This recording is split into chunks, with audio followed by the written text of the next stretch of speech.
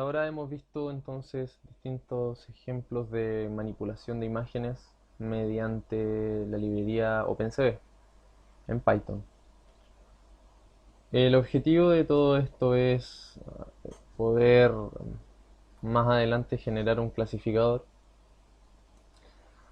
con la intención de reconocer distintos objetos mediante imágenes, ¿cierto? O video. Como vimos en el video anterior, creo que algo comenté, que básicamente para eso el clasificador se entrena, ¿cierto? Se entrena con una red neuronal. Esa red neuronal, si bien no la vamos a construir nosotros, porque OpenCV realiza el entrenamiento del clasificador automáticamente, es bueno tener una noción de cómo es que funcionan las redes neuronales. Y para eso entonces voy a explicarlo acá y implementarlo en Python. El tutorial original es un tutorial que está disponible en YouTube, que está en inglés, así que para los que quieran revisarlo lo voy a dejar en la descripción del video. Entonces, ¿qué es una red neuronal? Bueno, básicamente es una representación matemática, ¿cierto? Del funcionamiento de una neurona biológica. ¿Cómo se construye? Bueno, se construye con tres capas, básicamente, en la que vamos a tener una capa de entrada, ¿cierto? Que es por donde entran los datos. Y vamos a tener una entrada, una capa de escondida. Y vamos a tener una capa de salida. Esta es la capa de entrada, por donde entran los datos. Esta es la capa escondida. Y esta es la capa de salida. Ahora bien, ¿cómo definimos cuántas neuronas tiene que tener la capa de entrada? Es básicamente dependiendo de los datos que vayamos a ingresar. En este caso, el ejemplo que se hace en los tutoriales es un algoritmo, una red neuronal que sea capaz de decirnos qué nota vamos a tener a partir de cuántas horas estudiamos y cuántas horas dormimos, ¿cierto? Entonces son dos variables, ¿cierto? Por lo tanto vamos a tener que tener dos neuronas en la capa de entrada. ¿Cuántas neuronas definimos en la capa escondida? Eso ya depende de cada uno. Mientras más neuronas tenga la capa escondida, entonces más preciso es el, el análisis y por consiguiente el proceso de entrenamiento va a ser aún mayor, ¿ya? En este caso la capa de salida va a ser una sola, ¿ya? En la que vamos a tener el resultado. ¿Pueden ser más? Sí, pueden ser más dependiendo de cuántos resultados queramos tener, ¿verdad? Para cualquier problema, el proceso de elegir las entradas tiene que ser ojalá lo más representativo del problema. Por ejemplo, para este caso, la nota, eh, debemos suponer que el hecho de cuántas horas dormimos y de cuántas horas estudiamos son muy representativos para poder obtener una conclusión sobre qué nota vamos a tener en un test, en un parcial, ¿cierto? Bueno, la capa de entrada completa va a estar representada por una X y eh, en nuestro algoritmo en Python vamos a representar todo este subconjunto como matrices, ¿vale? Acá tenemos entonces la X, ¿cierto? En la que básicamente vamos a decir que la primera columna va a pertenecer a las horas estudiadas, por ejemplo, y la segunda a las horas dormidas. Cada neurona, o mejor dicho, cada entrada, mediante su conexión, cada neurona, ¿cierto? Mediante su conexión con otra neurona, tienen lo que podríamos decir que es un axón, ¿cierto? Este axón tiene un peso, ¿ya? Cada una de estas conexiones tiene un peso. Esta neurona con esta tiene un peso, un axón y un peso. Esta con esta tiene otro peso y otra conexión.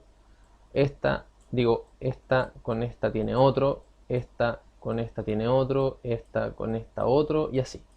¿Vale? Lo mismo va a pasar aquí con esta con esta y esta con esta. Entonces vamos a tener un subgrupo grande de pesos que le vamos a llamar W1, que también va a estar representado por una matriz.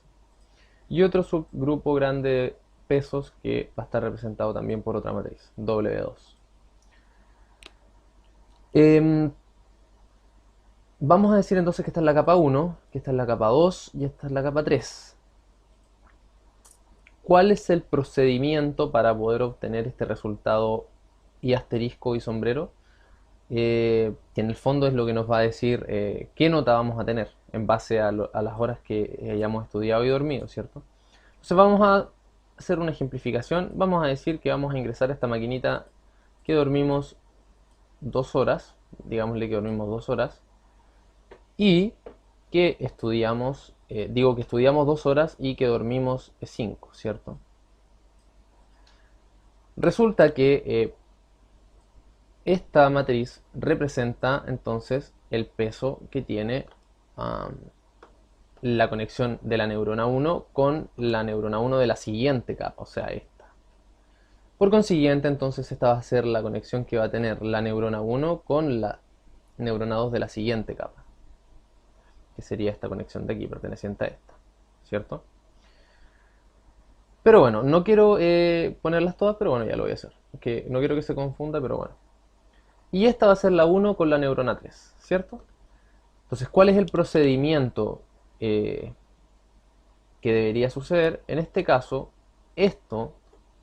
lo que hace esta neurona entonces es tomar este valor 2, ¿cierto? Multiplicarlo por su peso. Y esto va a ser sumado con las otras conexiones que tiene repitiendo el proceso. O sea, tomando este valor de entrada y multiplicándole el peso, que sería desde la neurona 2 de la capa 1 hacia la neurona 1 de la capa 2, que si buscamos aquí en la matriz sería entonces desde la neurona 2 hasta la neurona 1, que sería esta. Cierto que no lo había puesto. Y bueno, eso en el caso de que haya más neuronas de entrada, entonces se repetiría, ¿ya? Entonces, básicamente, eso es lo que tiene que pasar, pero todo va a... Toda esta aritmética entre matrices se va a realizar con NumPy, que es una librería para poder manejar arreglos que son muy grandes. Bueno, en este caso no son tan grandes, pero también nos sirve para poder hacer el trabajo más expedito. Y entonces vamos a representar todas las acciones mediante aritmética de matrices, ¿ya? En primera instancia, entonces vamos a decir que toda esta matriz X, ¿cierto? Va a ser multiplicada, bueno, para obtener el valor Z2, Z porque es el valor de esta suma ponderada que les mostraba recién, del valor de entrada por el peso, y el 2 porque estamos en la segunda capa, ¿ya? Se va a definir entonces como, bueno, en el caso para obtener Z2 específicamente, va a ser el valor de las entradas por la matriz de pesos número 1, que es, dijimos que era toda esta que está acá, ¿cierto? Posteriormente, este valor de ponderaciones tiene que ser ingresado a una función, que ya voy a explicar más adelante cuál es esa función. Esa función nos va a dar un resultado de activación de la neurona, ¿ya? A esta activación de la neurona le vamos a llamar A sub 2, que también va a ser una matriz, ¿ya? Matriz resultante, ¿cierto?, de la aplicación de esta función sobre esta otra matriz, ¿cierto?, que fue la multiplicación de estas dos matrices. Entonces multiplicamos la matriz X con entradas por la de los pesos W1 que está acá, o sea, estos dos valores por todos estos valores de pesos que hay acá entre todas estas conexiones, y nos va a dar evidentemente una nueva matriz que se llama, podríamos ponerle matriz de ponderaciones, ¿cierto?, o de suma de ponderación. Posteriormente, esta matriz va a ser, se le va a aplicar entonces esta función y esto nos va a dar otra matriz. Y esta matriz es la matriz de activación de la capa 2. ¿Ya?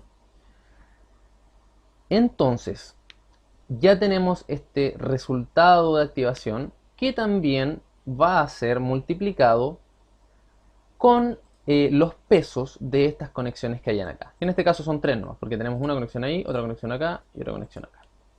¿Cierto?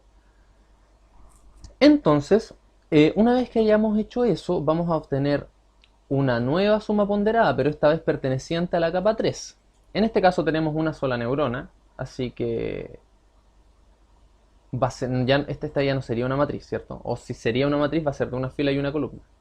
Si es que lo trabajamos en NumPy en Python, ¿ya?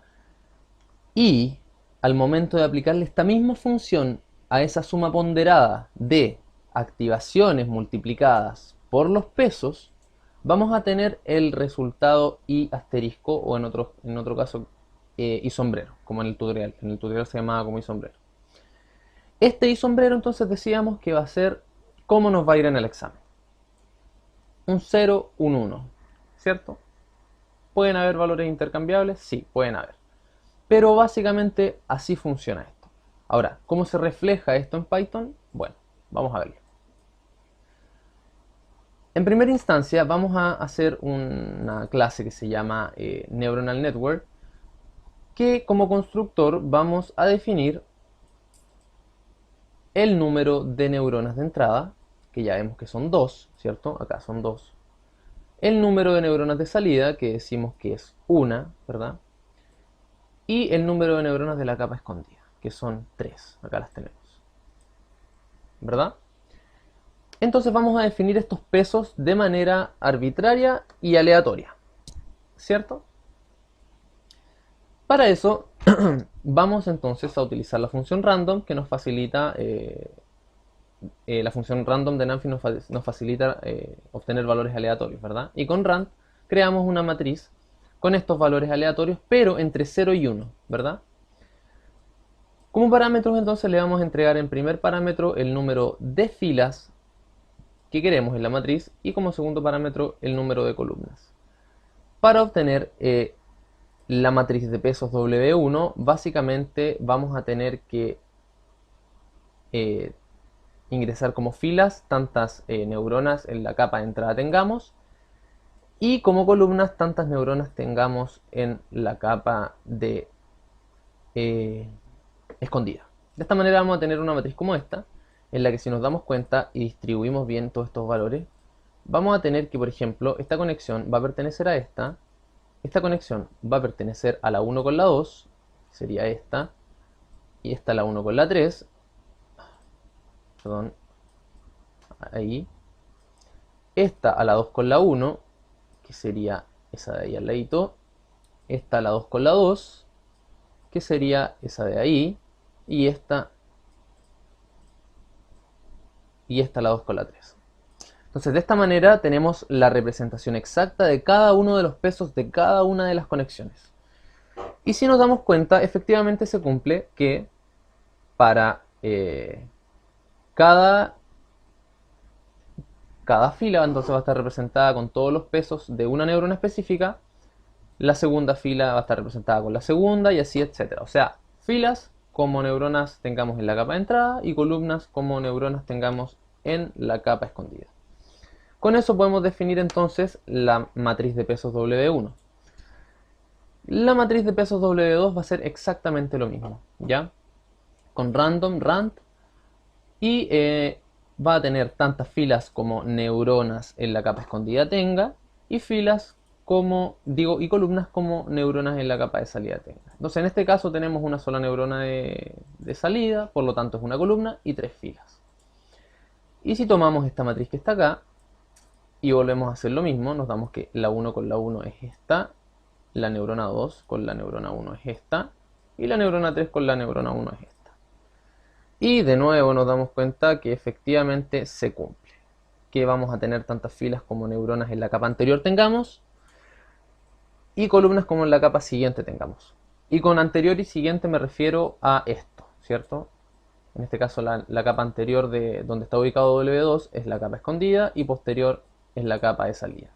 En el caso de W1 la capa anterior era la capa de entrada y la capa posterior, que es esta, era la capa escondida.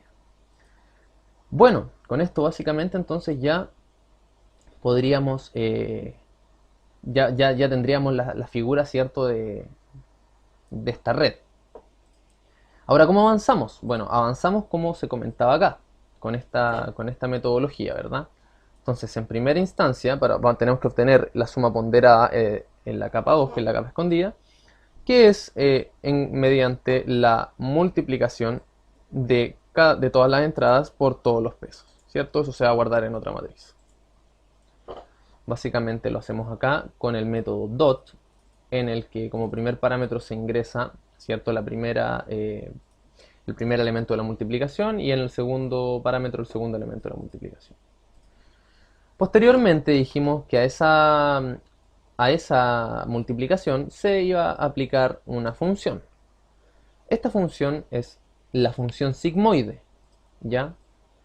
Voy a explicar enseguida qué es la función sigmoide, pero primero terminemos de mostrar cómo funciona esto. Entonces, esta aplicación de la función sigmoide sobre la variable de z2, que dijimos que es la suma ponderada en la capa 2, va a pertenecer a la activación de las neuronas de la capa 2. Dijimos que una vez que tuviéramos la activación de la capa de las neuronas de la capa 2, vamos a repetir el proceso, y a toda esta activación se le va a multiplicar ahora los pesos los pesos número 2, ¿cierto? Que son los pesos que vienen a continuación. Entonces utilizamos nuevamente dot de numpy y le entregamos las activaciones que ya sacamos acá arriba y los pesos que ya también los habíamos calculado en el constructor. Y por último, el resultado de todo este algoritmo va a ser calculado mediante la aplicación de la función sigmoide sobre la última suma ponderada, que sería la suma ponderada de la capa 3 o capa de salida. Y vamos a retornar entonces en este método ese valor que calculemos, que puede ser y sombrero o y asterisco. Por otro lado, vamos a tener la función sigmoide, que básicamente es una función que se comporta de la siguiente manera. Es una función que para valores muy altos se acerca ahí, en el eje Y se acerca a 1, y para valores muy bajos se acerca a 0. De esta manera podemos tener una representación, ¿cierto? De una representación binaria, donde un 1 puede ser el resultado esperado, un 0 puede ser el resultado que no estábamos esperando. ¿Ya? Esta función sigmoide está representada por 1 sobre 1 más Euler elevado a menos z. ¿Ya? Pero bueno, lo que pasa entonces es que con esto el algoritmo nos estaría arrojando los valores que él obtiene de manera aleatoria sin ningún proceso de aprendizaje, podríamos decir, ¿no? Entonces, ¿cómo es que nosotros obtenemos un proceso de aprendizaje para que este algoritmo nos falle, ¿cierto? Y es que básicamente vamos a tener que investigar el error que hay en este algoritmo, o que hay al momento de darnos un resultado, en base a un resultado que nosotros ya sepamos, ¿cierto? Por ejemplo, yo estudié 2 horas y dormí 5 y me saqué un 5. Ya, eso es algo que yo sé y que el algoritmo, por ejemplo, me va a dar 8. Ahí hay un error, ¿cierto? Ahora, ¿cómo se calcula el error? Bueno, acá lo comento. Leo, resultado de lo anterior, tenemos una estimación y sombrero y asterisco llamada, valga la redundancia, resultado. Entonces, el error es calculado a partir de el resultado deseado menos el resultado obtenido por el algoritmo. Esa diferencia va a ser el error, ¿ya? Y será llamada costo y representado por una J. Entonces, para no tener un problema multidimensional, se minimizará el valor de este costo de manera tal que el algoritmo aprenda a modificarlo para que este sea mínimo. Para eso utilizaremos la derivación parcial para aquellas situaciones en las que sea más de un costo, y la derivación normal para aquellas situaciones en las que sea un solo costo. Entonces, si vemos acá, vamos al tercer paso, vamos entonces a tener dos grandes pasos. Acá solo vemos uno, que es el de la derivada parcial del costo con respecto a los pesos 2, o sea, la corrección de los pesos 2, de toda esta parte, ¿sí? Y que básicamente se va a definir de la siguiente manera. Va a ser el resultado que deseamos, la matriz, ojo, la matriz de resultados que deseamos, que está representada acá, por ejemplo, que hayamos deseado obtener un 1, un 2 y un 3, menos la matriz de resultados obtenidos por el algoritmo, que puede ser, por ejemplo, que el algoritmo nos dio 531, un ejemplo nomás, multiplicado por la derivada, ¿cierto?, de los resultados obtenidos, ¿cierto? Entonces, si recordamos que el resultado obtenido era básicamente la función sigmoide aplicada sobre la suma ponderada de la tercera capa, entonces podríamos decir que aplicando regla de la cadena vamos a tener, bueno, en primera instancia, bueno, por regla de la cadena me refiero a que entonces la derivada de esto va a ser la derivada de la función sigmoide por la derivada de z, ¿cierto? Porque z también hay que recordar que también es una multiplicación entre dos variables, que sería la de las activaciones de la capa 2 por la de los pesos, ¿cierto? Bueno, entonces para esto vamos a definir que la derivada evidentemente de la función sigmoide, que era la que veíamos que era 1 partido en Euler más... Ay, perdón, acá la tengo.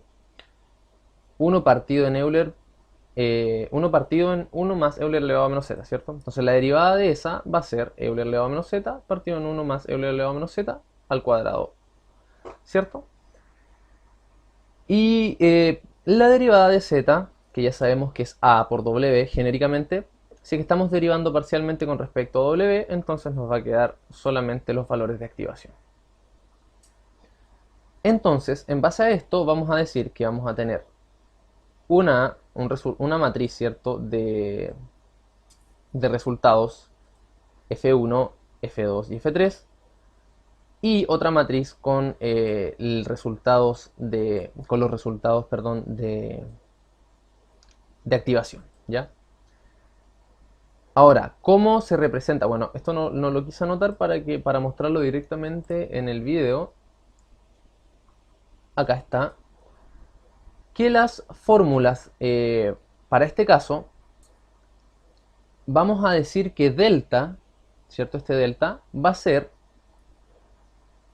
esto que tengo yo acá que tengo ya acá en Paint, ¿cierto? Lo voy a mostrar enseguida, un momento. Entonces en Paint yo digo, perfecto, entonces menos i asterisco, ¿cierto? Por f' de z le vamos a decir que es delta.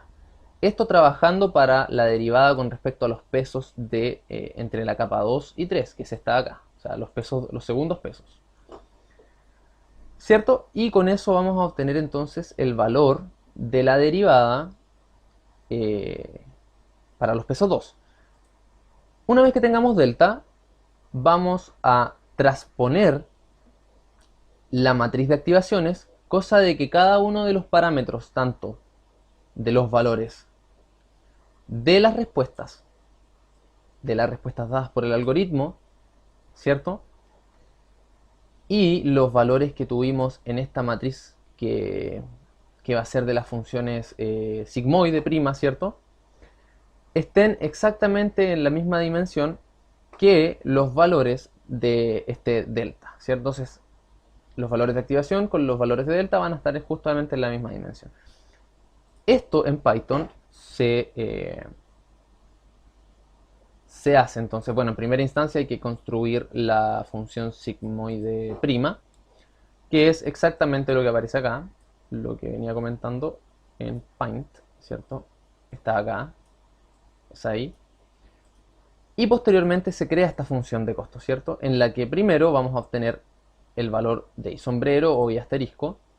Vamos a obtener este delta 3, ¿cierto? Que va a ser la multiplicación de menos, bueno, acá está, menos, entre paréntesis, i menos el valor de i asterisco y sombrero, por la función sigmoide prima de los valores, ¿cierto?, de las sumas ponderadas en la capa 3, que es la capa de salida.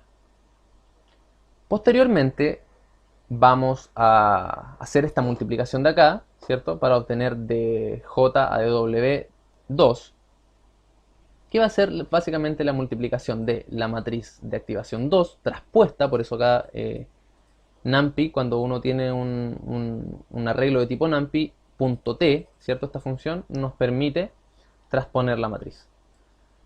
Y le entregamos como segundo parámetro para el segundo elemento de la multiplicación el delta 3 que sacamos acá arriba.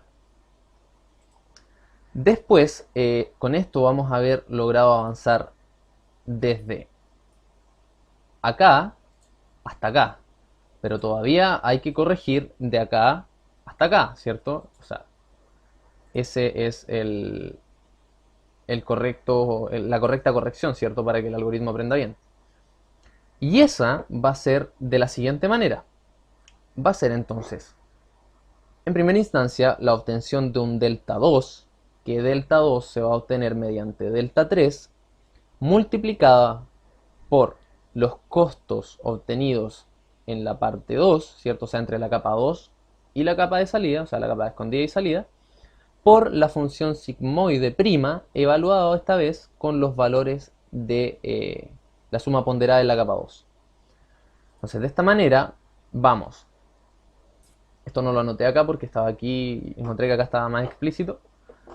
Vamos entonces a tener que tomar este valor, ¿cierto? Que ya sabemos que es la suma ponderada de las entradas con los pesos, y va a ser evaluado entonces en esta función sigmoide prima que está acá, ¿sí? Eso va a ser multiplicado con el valor delta 3 que ya obtuvimos, ¿sí?